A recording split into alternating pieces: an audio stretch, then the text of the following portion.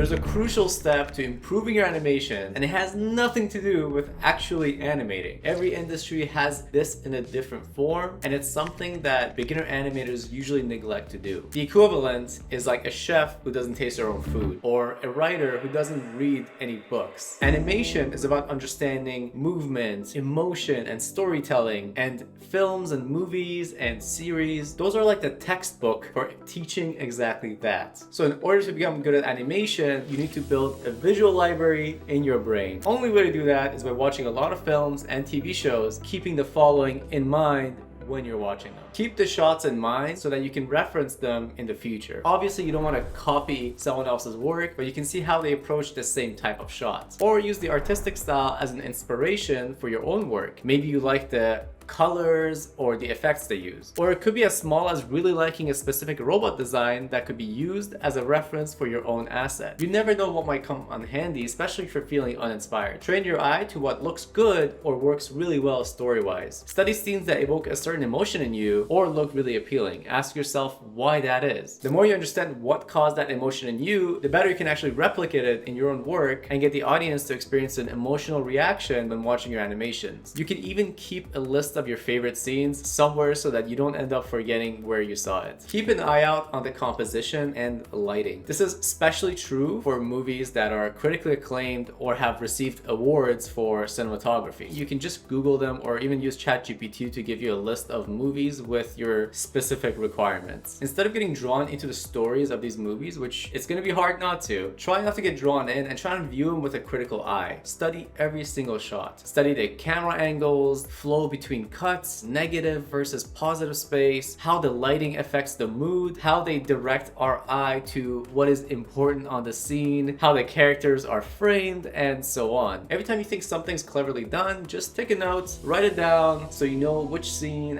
from what movie, and over time you'll get better at noticing these and you'll be able to also enjoy the movie as you're watching it. On the other hand, I should also mention that building your visual library shouldn't just be by passive consumption. You will learn a lot by also doing, and by doing you create muscle memory. For example, if you want to get better at appeal, make better expressions, hand poses, and storylines of action, you can do so by drawing. Pinterest is also a great source of art and reference pictures, but you can also grab a sketchbook and go outside and draw. The shapes, angles, and proportions will become better ingrained in your head, and you'll be able to refer to them in the future. I know that not every animator draws nowadays, and you don't need to, but it can be a very beneficial skill. If you want to get better at animating movement, the best thing you can do is actually get up and start acting it out yourself, and as you're doing that, really feel what's happening inside your body as you're doing those actions. Look at how your muscles react, how everything connects in your body, how the weight gets distributed, and so on. Of course, you should also record yourself doing it so that you can see yourself and are able to analyze the movement as well. The absolute best way to get better at animating is practicing everything you've seen and learned by building a visual library. If you're looking for high quality and structured lessons, you can look into our Ultimate Animation course, where we fit an entire college level education into a laser focused curriculum. So head to toanimate.ca and give it a look to see if it's a fit for you. Now, this video was more about why you should make a visual library and the importance of it. If you want to learn how to make a visual library, you can watch this video right here.